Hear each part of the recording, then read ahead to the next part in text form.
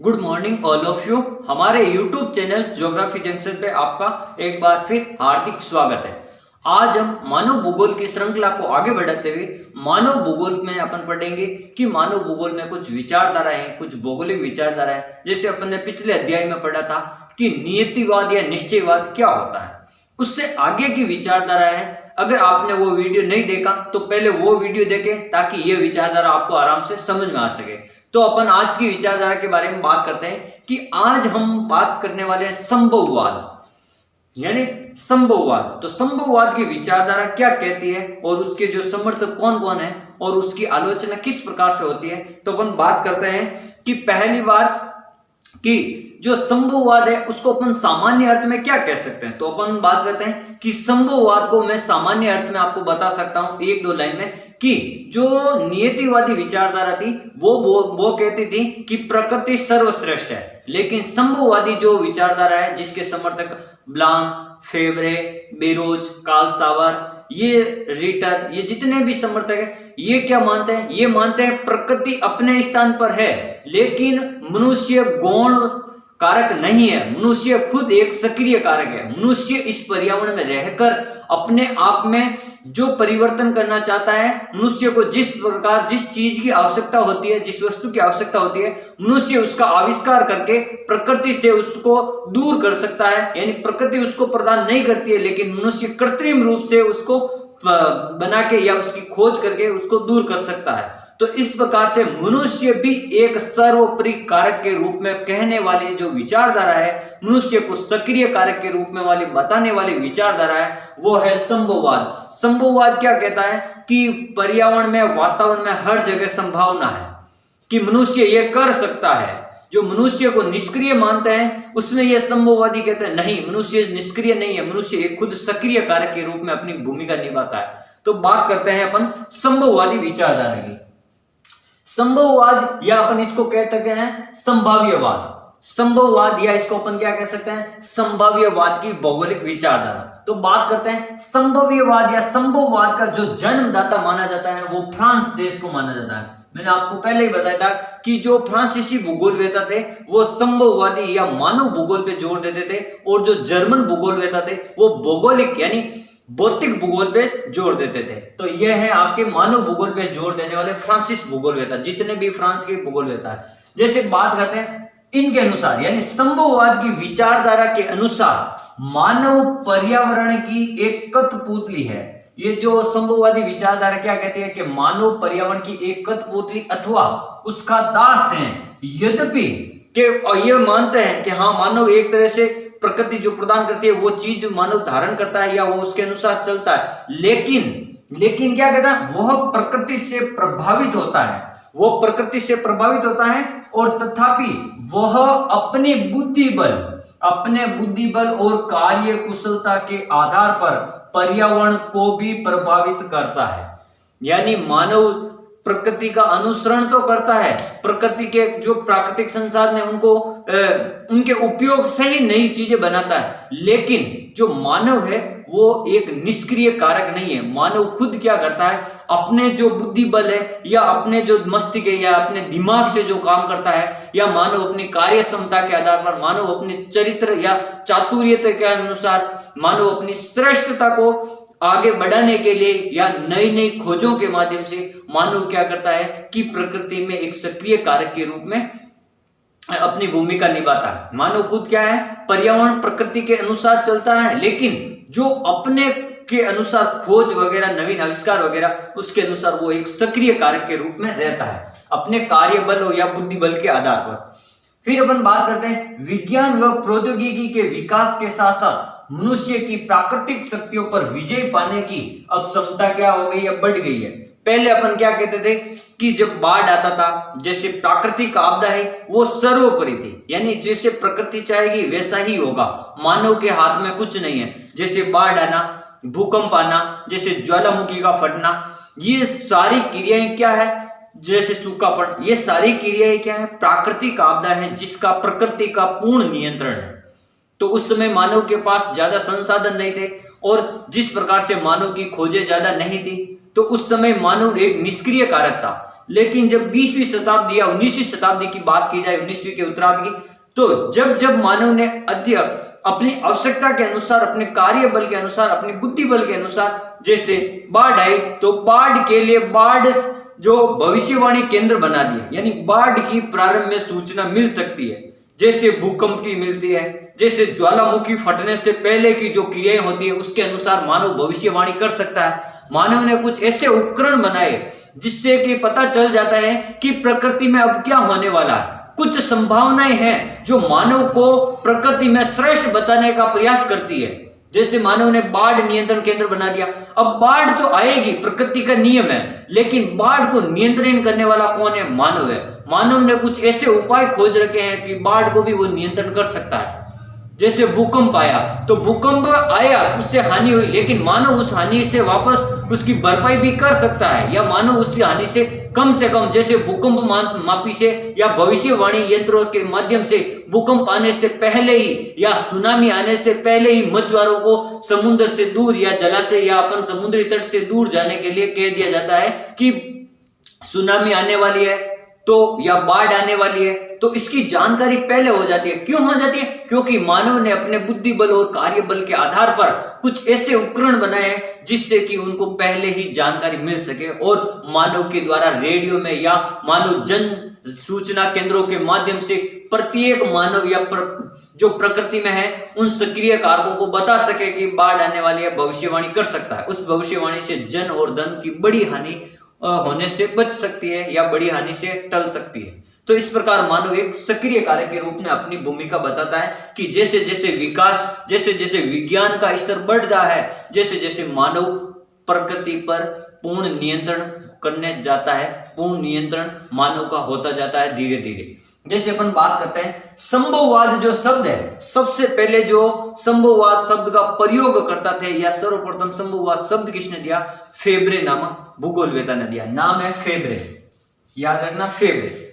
अब ये फेब्रे भूगोलवेता ये क्या कहते हैं? फेब्रे के अनुसार यहाँ आवश्यकताएं हैं, यानी प्रकृति में सारी आवश्यकताएं हैं, आवश्यकताएं नहीं है, यहाँ आवश्यकताएं नहीं है, अपितु सर्वत्र संभावनाएं हैं, यानी किसी भी चीज की प्रकृति में आवश्यकताएं नहीं है, लेकिन ये कहता है यहाँ पर इतनी सारी संभावनाएं हैं, कोई ना कोई प्राकृतिक संसाधन होंगे जिसका मानव उपयोग कर सकता है। और मानव क्या करेगा? जो प्राकृतिक संसाधन है इसके अपने अनुसार, यानी जो मानव अपने अनुभव के आधार पर जितने भी प्राकृतिक संसाधन है उन्हें निर्णय ले सकता है अपने बुद्धि बल के आधार पर कि इन संसाधनों का किस प्रकार से दोहन किया जाना चाहिए या किस प्रकार से नहीं किया जाना चाहिए, या इसको भविष्य में कहां तक इसके संसाधनों का बचाव कर सके। तो ये सब क्या करता? मानव अपने बुद्धि बल से सभी संभावनाएं, जितनी भी वातावरण में संभावनाएं होती है उन सब का मानव अपने बुद्धि बल से प्रयोग करता है।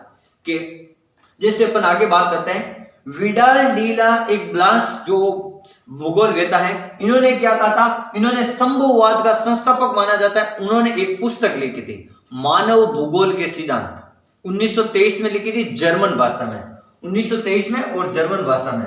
और एक और वैज्ञानिक भूगोलवेता है हंटिंगटन, तो उन्होंने भी मानव भूगोल के सिद्धांत पुस्तक लिखी। तो आपको ध्यान रखना है कि दो भूगोलवेता थे जिन्होंने सेम नाम से पुस्तक का प्रकाशन किया। जैसे एक हो गया आपके वाइडल डी ला ब्लास, ये फ्रांस के थे, और एक है हंटिंगटन, इन्होंने भी मानव भूगोल के सिद्धांत नाम से ही एक पुस्तक, दूसरी पुस्तक लिखी थी। तो ध्यान रखना है ये।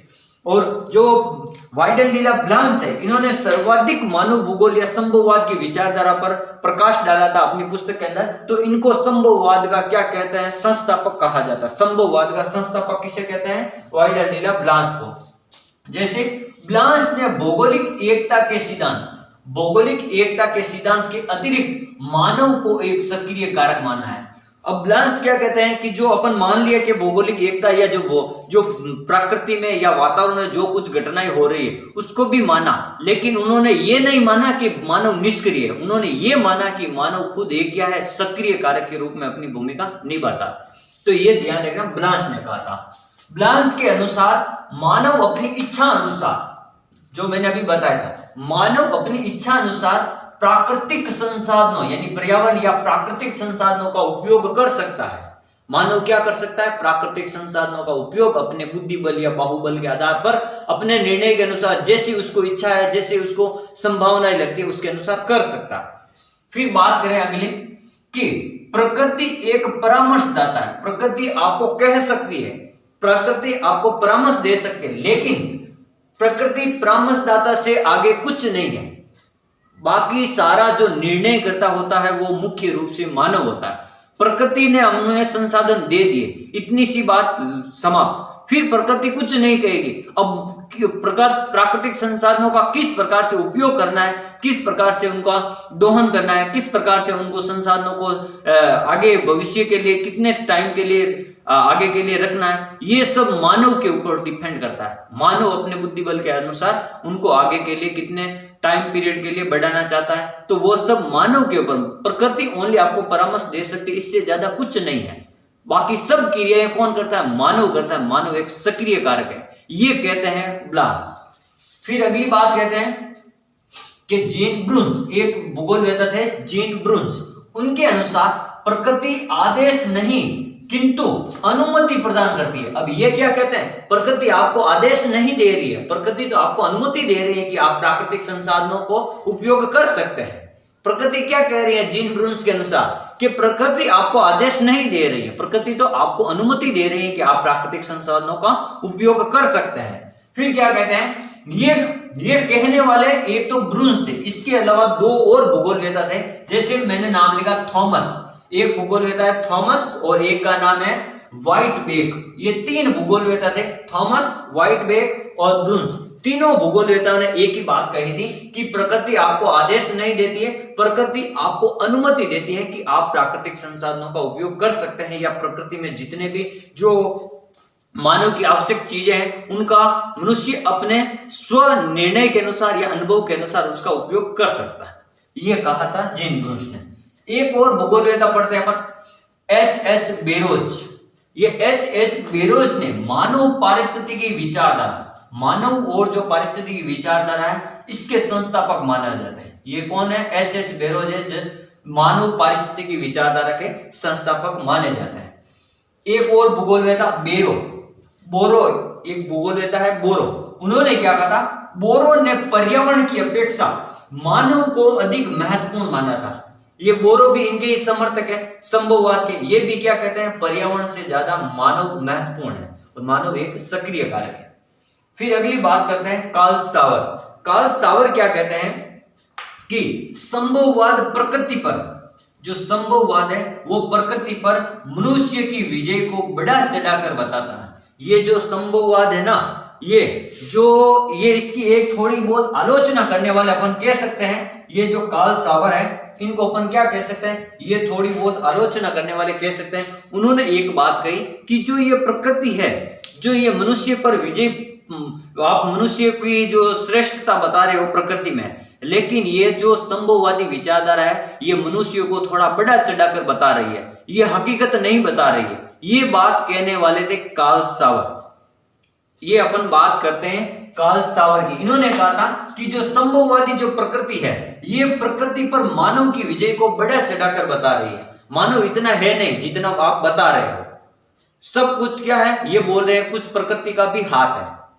तो अगली बात करते हैं इनके जो अपन बात करते हैं इनके समर्थक। डिमांजिया, एक समर्थक का नाम है डिमांजिया, एक है ब्लेचार्ड, एक है ब्लांस, फेब्रे, बोरो, ब्रून्स और एक है इस्सा बोमेन। इस्सा बोमेन भी अमेरिका के हैं। और ये डिमांजिया है, ब्लेचार्ड है, ब्लांस है, फेब्रे है, बोरो है, ब्रून्स है और ये है इस्सा बोमेन। ये सभी क्या है? इस संभववादी विचारधारा के समर्थक माने जाते हैं। फिर एक ब्लांस ने एक और आगे लाइन लिखी, एक और बात कही। उन्होंने क्या कहा था कि मानव स्वयं एक क्रियाशील है, क्योंकि ब्लांस तो संभववादी विचारधारा को मानते थे, तो उन्होंने मानव को कहा कि मानव खुद एक क्रियाशील प्राणी है, मानव खुद एक प्रतिशत सक्रिय रहने वाला प्राणी माना गया है और अपने चारों ओर के वातावरण का उपयोग स्वतः, वो अपने चारों ओर के जो वातावरण में जो भी वस्तुएं जो भी पाई जाती है उनका उपयोग स्वतः अपने अनुभव के आधार पर करता है। वो जो पर्यावरण में जितनी भी वस्तुएं पाई जाती हैं उनका उपयोग वो किस प्रकार करता है, अपने बुद्धि बल, अपने बाहुबल या कार्य क्षमता के आधार पर या अपने अनुभव के आधार पर करता है। ये कहने वाले थे ब्लांस। जैसे उदाहरण के तौर पर अब ब्लांस कैसे बताते हैं कि भाई ये संभववादी विचारधारा मानव इसमें सक्रिय है। तो उन्होंने एक दो उदाहरण मैंने बताए कि उन्होंने कहा कि जो पेड़ पौधे हैं, जैसे कोई पेड़ पौधा इजराइल का, जैसे मान लिया खजूर है, खजूर इजराइल की प्रकृति यानी इजराइल की जलवायु में पैदा होने वाला पेड़ पौधा है, उसको भी दूसरी जगह ले जाकर उनको वहां पर रोपित कर दिया, तो वो मानव ने काम किया। तो प्रकृति अब कुछ नहीं कर सकती, मानव ने वहां ले जाकर रोपा। तो जैसे अपन थार के मरुस्थल में अभी खजूर या बेर के वृक्ष होते हैं, तो उनकी खेती करनी शुरू कर दी। उन्होंने बताया कि मानव अपनी आवश्यकता के अनुसार सर्दी गर्मी से बचने के लिए भी, या मानव ने अपनी आवश्यकता के अनुसार गर्मी से बचने के लिए एसी, फ्रिज, जैसे ठंडा पानी पीने के लिए फ्रिज का प्रयोग, फैन, या अपन कह सकते हैं देखने के लिए टीवी बना दी उन्होंने। यानी कई घरेलू चीजें ऐसी बना दी उन्होंने जो अपनी आवश्यकता के अनुसार, जैसे जैसे मानव को आवश्यकता हुई कि मानव को पहले आग जलाना नहीं आता था, तो मानव ने आग जलाना सीख लिया। ये भी एक आविष्कार हो गया। इसमें किसका हाथ है? इसमें मानव का हाथ है। अपन इस उदाहरण से बता सकते हैं कि ये संभववादी विचारधारा मानव पर क्यों बल देती है, क्यों सक्रिय है। जैसे मानव को चाहिए कि लाइट होनी चाहिए, तो मानव ने अपने लिए जो अंधेरा था उसको प्रकृति में उन्होंने कृत्रिम रूप से बल्ब या ट्यूबलाइट या जो लाइट बनाकर उन्होंने लाइट के आविष्कार करके उन्होंने इस बात पर भी विजय प्राप्त कर ली। यानी मानव है जो आवश्यकता के अनुसार जिस प्रकार जैसी जरूरत होती है, जैसे पहले कंप्यूटर नहीं था तो उन्होंने कंप्यूटर का आविष्कार करके इस चीज का भी, उस पर टेक्नोलॉजी के मामले में भी उन्होंने विजय प्राप्त की। जैसे पहले छोटे फोन थे, अब स्मार्टफोन आ गए। जैसी मानव को आवश्यकता हुई उसके अनुसार उन्होंने धीरे धीरे बदलना शुरू किया। जैसे अपन बात करते हैं, पहले जो अपन की इंटरनेट सेवा आती थी वो 2G या 3G आती थी, लेकिन आजकल क्या है, जो आधुनिक जमाने में अभी 4G जो चल रही है सेवा इंटरनेट, अब आगे आने वाले समय में मानव अपनी आवश्यकता के अनुसार 5G सेवा भी कर रहा। तो ये कौन कर रहा है? ये सब मानव प्रकृति में परिवर्तन कर रहा है। मानव अपनी आवश्यकता के अनुसार सब कुछ कर रहा है। मानव ने अपने आवश्यकता के अनुसार अधिवासों का निर्माण कर लिया। मानव ने कई ऐसी नई नई खोजों के आवश्यकता के अनुसार जो मानव का प्रभुत्व बनाए रखे, ऐसी कई खोजों के मानव ने खोजें की है। मानव जगह जगह, जैसे अपन बात करते हैं, जैसे चंद्रयान पे जाना, मंगलयान पे जाना, या मानव का सूर्य के या चंद्रमा पे जाना और वहां से कुछ उपग्रह वगैरह भेजना, या ये सब जो कृत्रिम काम जो भी करता है वो मानव करता है। इसका मतलब मानव इस वातावरण में सक्रिय है कि नहीं है। तो ये जो मानव संभववादी विचारधारा के जितने भी समर्थक हैं, जैसे ब्लांस है, फेब्रे है, डिमांजिया है, जीन ब्रून्स है, या अपन कह सकते हैं इनका नाम एक और है, जैसे बोमेन है या बोरो है, ये जब ब्लाचार्ड है, ये सभी यही मानते थे कि जो प्रकृति के साथ साथ में मानव खुद एक सक्रिय है। तो इस प्रकार अपन कह सकते हैं कुछ बातों के आधार पर या कुछ वैज्ञानिकों के अनुसार, अपन भूगोलवेताओं के अनुसार कह सकते हैं कि जो संभववादी विचारधारा है जो मानव को एक सक्रिय रूप में मानते थे। Thank you.